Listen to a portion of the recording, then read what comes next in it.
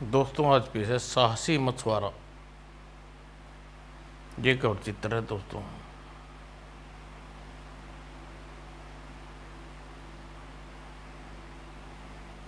बहुत समय पहले की बात है। मगध देश के एक गांव में बसंत नाम का एक युवक रहता था। बसंत कोई रिश्तेदार तो था नहीं, माँ बाप होने के कारण उसे गांव वाले ने ही पाला था।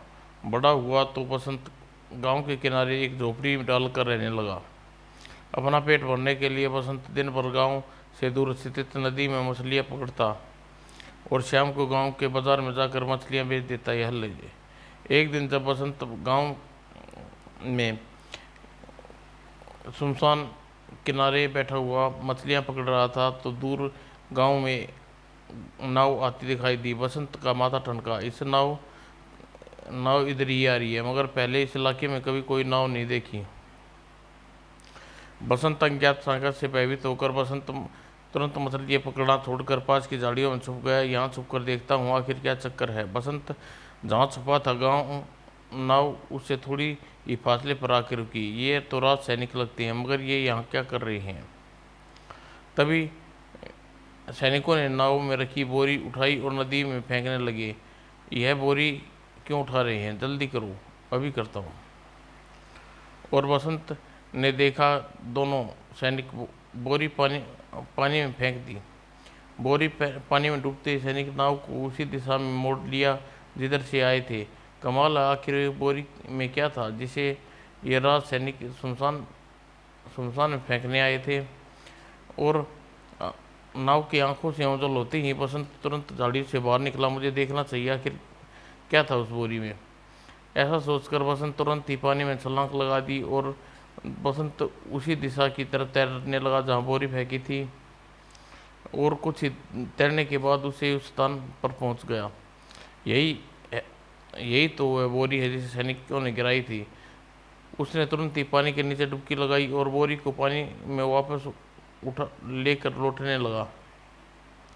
थोड़ी देर की मेहनत के बाद आखिर बोरी को किनारे की ओर ले आया। इसे खोलकर देखना चाहिए, भारी है, न जाने क्या भरा है इसमें। और बसंत बोरी को घसीटता हुआ पानी के किनारे दूर सूखे स्थान पर ले आया। अब इसे खोलना उचित हो रहेगा।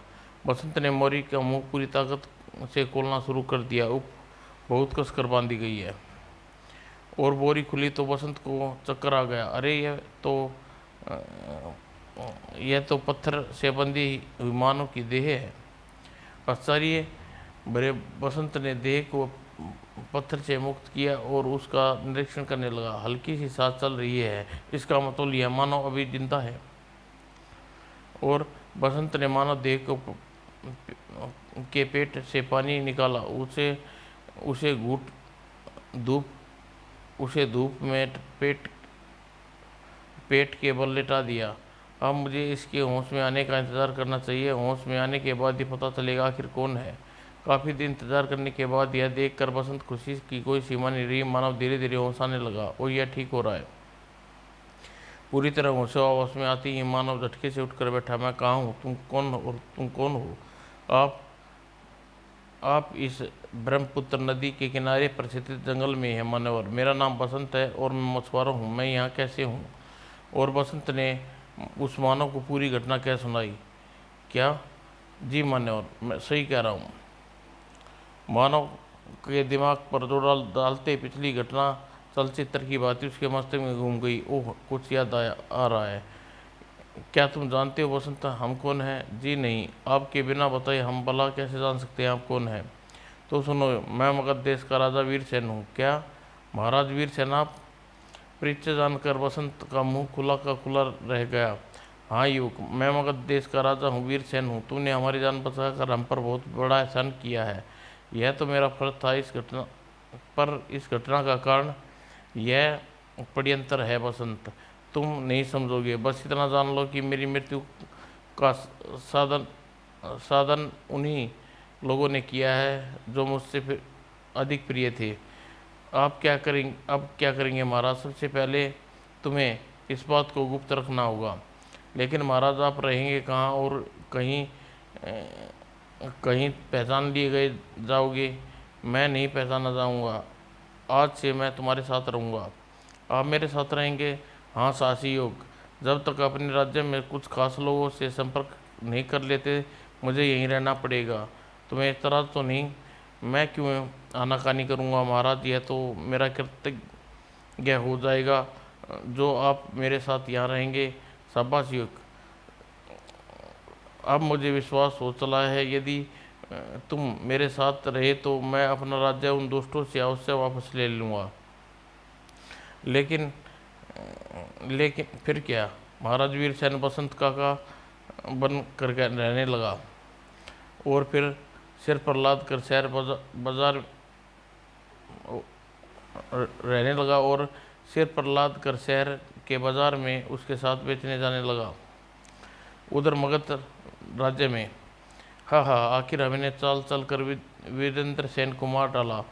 अब कुछ ही दिनों बाद मैं राजा बनूंगा और तुम मेरी रानी। अभी थोड़ा और इंतज़ार करो प्रिय शक्ति सिंह। अगर अभी से तुमने राजा बनने की घोषणा की तो प्रजा समझेगी कि तुमने जानबूझकर अपने पति राजा वीरसेन को मार डाला। यह घोषित करने की शिकार खेलते वक्त शेर ने उन्हें मार डाला। सब तुम्हारी कृपा से है महारानी। जब मेरे अपने भाई की मृत्यु के बाद मगध देश का राजा बन रही हो ओ प्रिय। उधर वीरसेन और को मारने वाला शक्ति सिंह यह ख्वाब देख रहा था और उधर वीरसेन भी चुप नहीं बैठे थे। बसंत, मुझे यहाँ आए 2 महीने गुजर चुके हैं। अब राजमहल की खबर लेनी हो चाहिए। ठीक है महाराज। सबसे पहले कुछ ऐसा करना जिससे की वजह से राजमहल में पड़ते प्रयंत्र की पल पल की खबर मुझे मिले। इसके लिए तुम राजमहल में नौकरी पा लो कैसे भी। लेकिन महाराज, मैं राजमहल में नौकरी पाऊंगा कैसे? उसका इंतजाम मेरे पास है। कल भोर होती ही तुम अपनी मछली का टुकड़ा लेकर राजमहल में पहुंचना। वहां जाना। तुम महारानी रूपा को मेरी अंगूठी दिखा कर कहना कि यह तुम्हें मछली के पेट से मिली है और उसे मेरी मृत्यु का पूरा यकीन हो जाएगा। वो खुश होकर तुम्हें राजमहल में अवश्य नौकरी देगी। ठीक है महाराज, जैसे आप उचित समझे। मैं आपके कहे अनुसार कल ही राजमहल चला जाऊंगा। और अगले दिन सुबह बसंत अपनी मछलियों का टोकरा लेकर राजमहल की ओर चल दिया। आओ बसंत, मगर एक बात ध्यान में रखना, मेरे बारे में किसी को जरा भी भनक न पड़नी पाए। यहाँ तक कि राजकुमारी कंचना को भी पता न चलना चाहिए।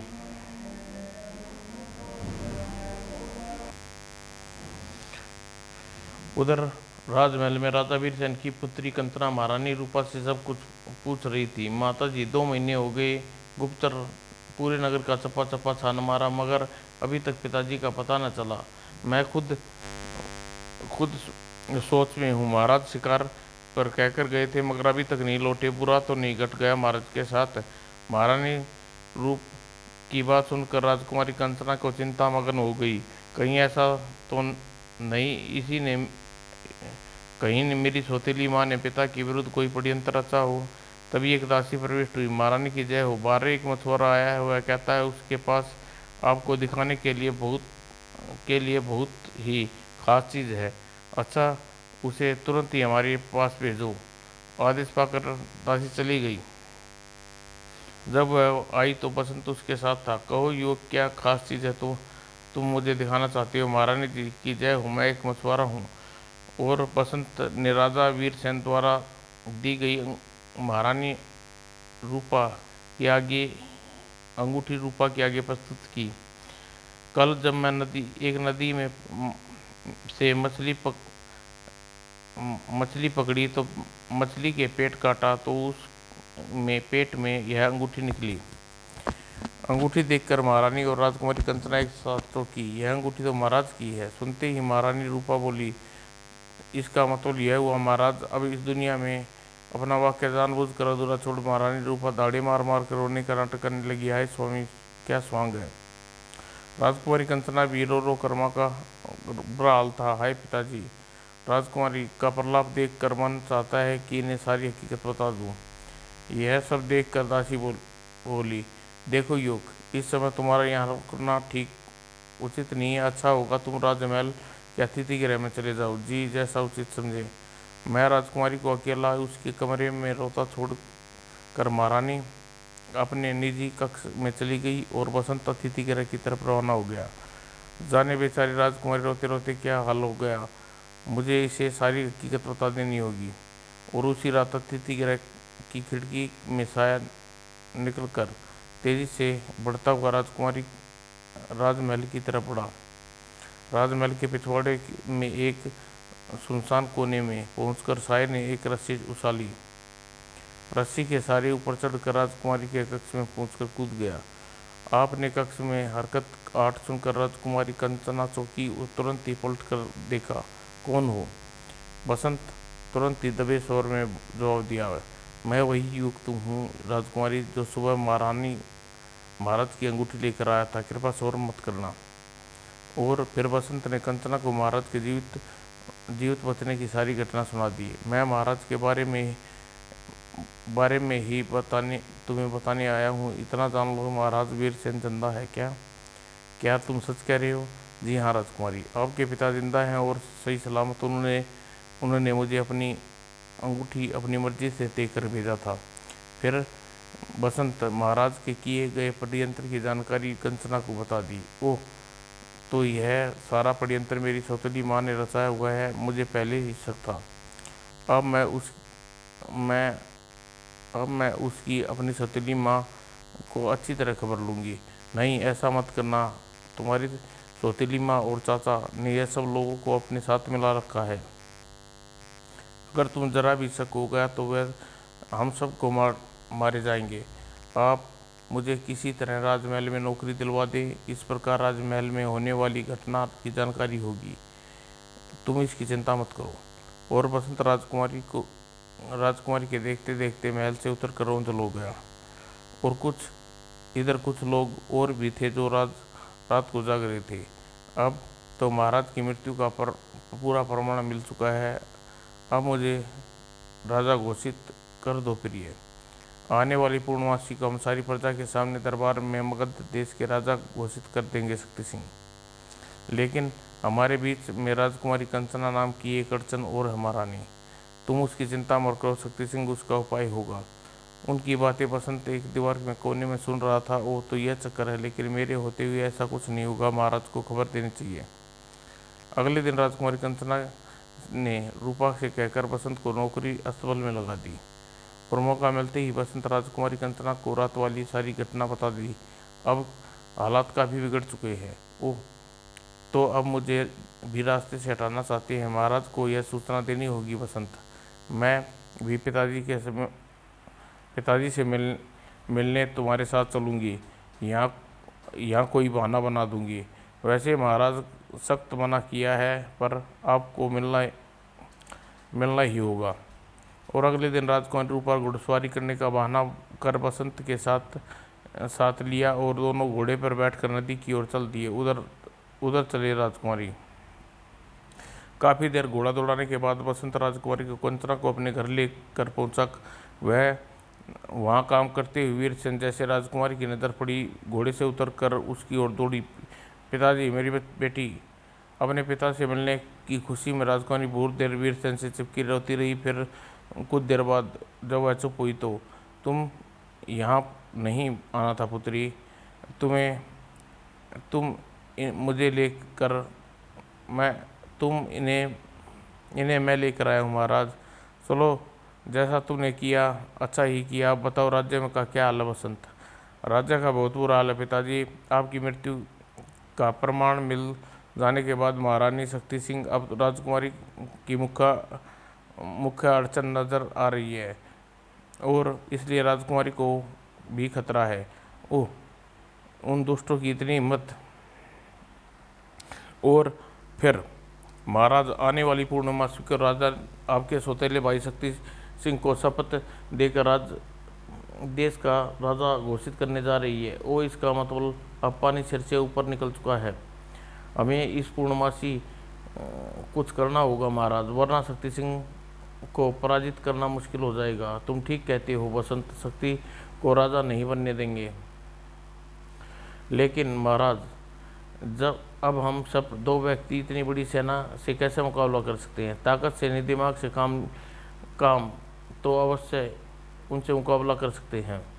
वो कैसे, किस तरह महाराज? मैं अपने पड़ोसी मित्र राजा चंद्रसेन से आज ही संपर्क करता हूँ।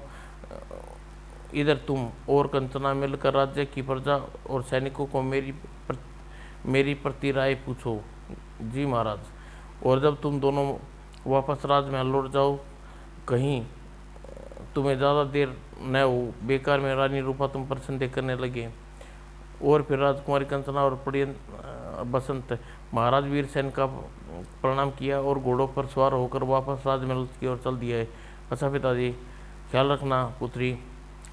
और राजमहल में बसंत दिन भर घोड़ों की सेवा करता रहता और रात को मौका मिलते ही एक कंबल लेकर प्रजा के लोगों के बीच में राजा के बारे में पूछने चला जाता। वीरसेन के बाद आप क्या महसूस करते हैं? हमारे तो देवता चले गए, अब क्या बताएं भाई।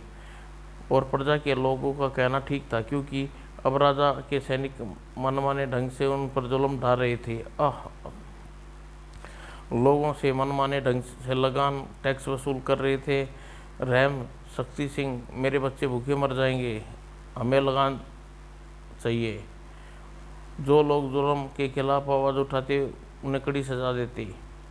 हे भगवान, इतना अन्याय! अगर महाराज जल्द ही कुछ न किया तो राज्य को भगवान ही मालिक है। आह। उधर राजा वीरसेन अपने पड़ोसी मित्र राजा के पास पहुंचा। अरे वीरसेन तुम? हाँ मित्र चंद्रसेन, मैं ही वीरसेन। लेकिन तुम तो मर चुके हो। तुमने जो भी कुछ सुना वह झूठ था। मेरे दुश्मनों ने मुझे मारने में कसर न छोड़ी थी। मामला क्या है? तुम मुझे जरा विस्तार से बताओ सब कुछ। फिर राजा वीरसेन ने चंद्रसेन को पूरी कहानी सुनाई। आइए महाराज, आपकी प्रतीक्षा करते करते मैं थक गई। अच्छा, क्या बात है प्रिय? वो बात ये है महाराज, मेरे भाई ने मेरे लिए एक खास प्रकार का मदिरा भिजवाई है। मैं आपको मदिरा पिलाना चाहती हूँ। ओह, चलो देखते हैं। मैं उस रानी की चिकनी चुपड़ी बातों में आ गया, उसके साथ राजमहल में पहुंचा। आज मैं आपके हाथों मदिरा पिलाऊंगी महाराज। हम भी क्या उस विशेष मदिरा का स्वाद चखने के लिए बेचैन है महारानी। और रानी ने प्याले में डालकर मदिरा मेरी तरफ बढ़ाई। यह लीजिए महाराज। और मैं एक ही सांस में सारी मदिरा पी ली।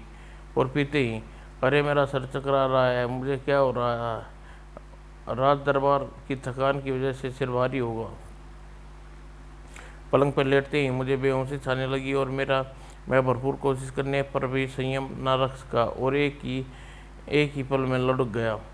हाँ महाराज, मेरी योजना अनुसार वीरसेन को खात्मा हो गया।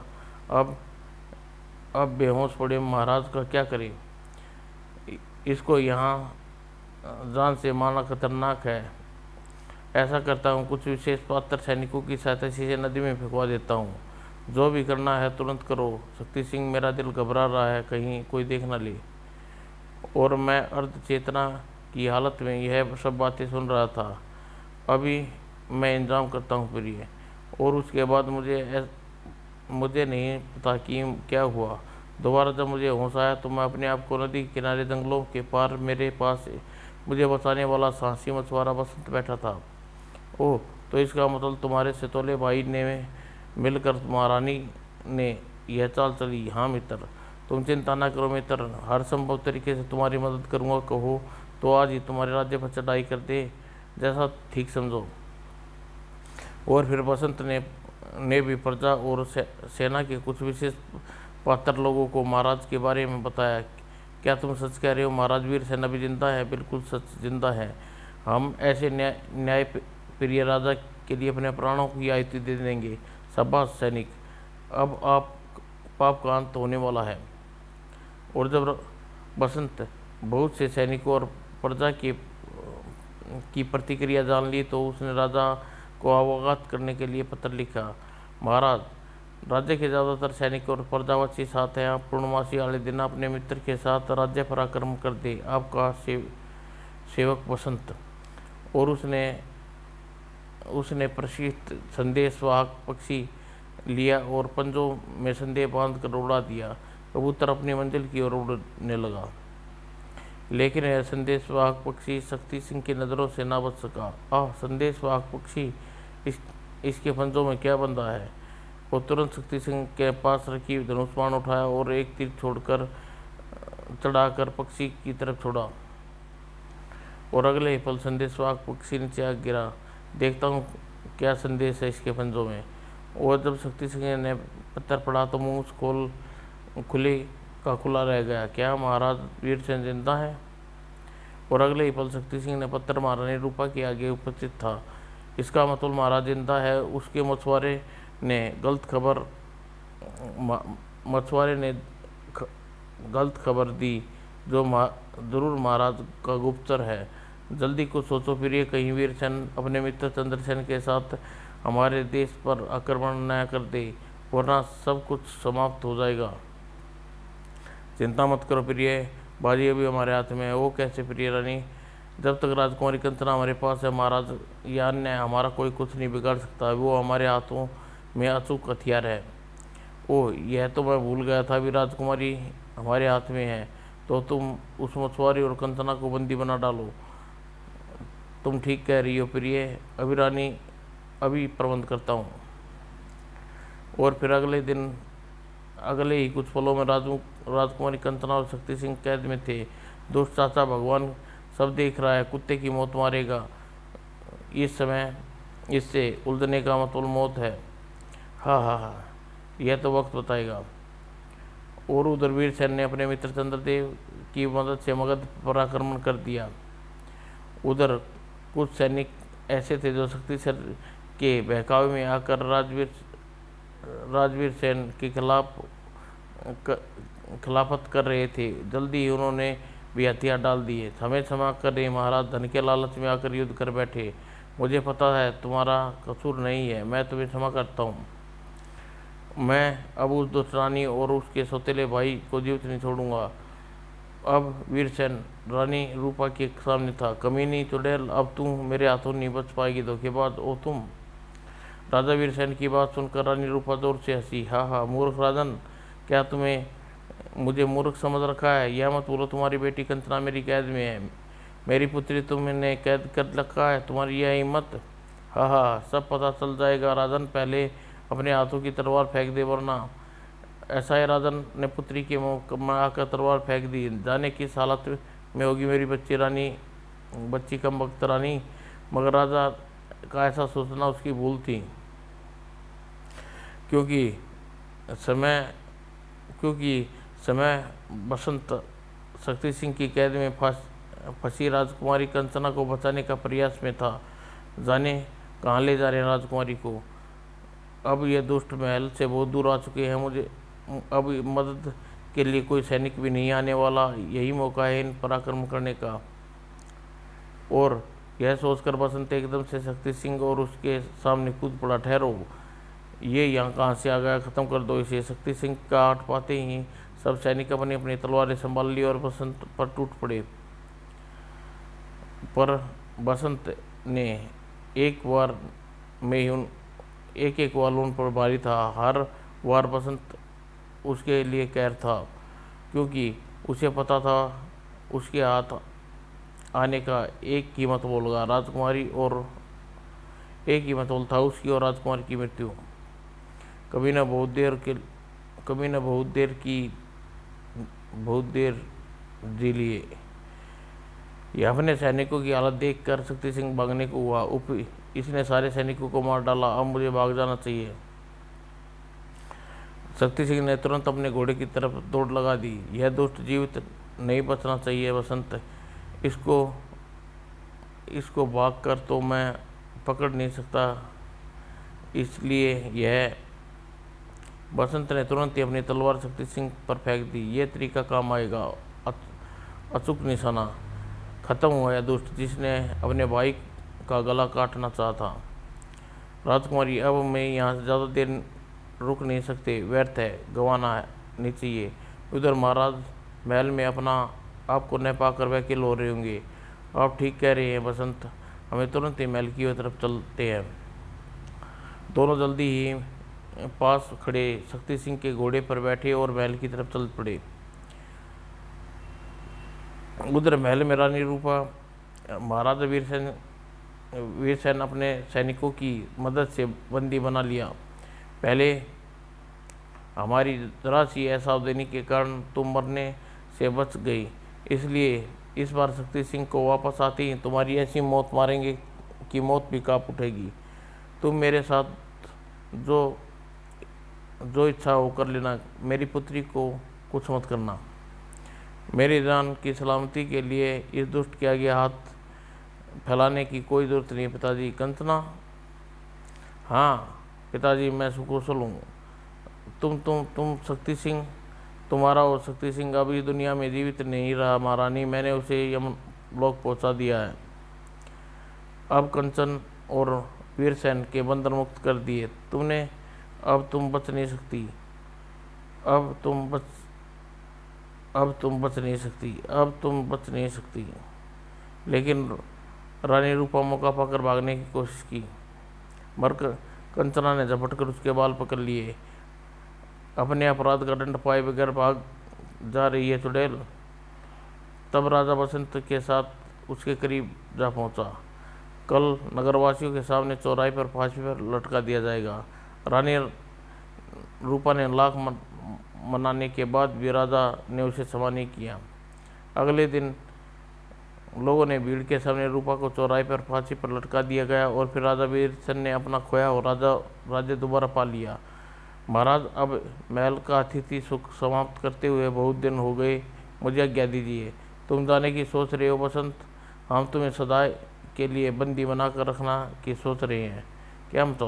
मतलब ये है कि हमने फैसला कर लिया राजकुमारी कंचना का तुमसे विवाह कर दिया जाए। उसके बाद कुछ दिनों बाद राजा ने वीरसेन को मुहूर्त देखकर राजकुमारी कंचना और बसंत का विवाह कर दिया और कुछ ही दिन बाद साथ ही प्रजा मंत्रियों और सहमति के साथ राजपाट का भार बोझ बसंत को सौंप दिया। आज मैं तुम्हें मगध देश का राजा घोषित करता हूँ। और फिर बसंत मगध देश का राजा बनकर रानी कंचना के साथ सुखपूर्वक राज करने लगा। समाप्त दोस्तों।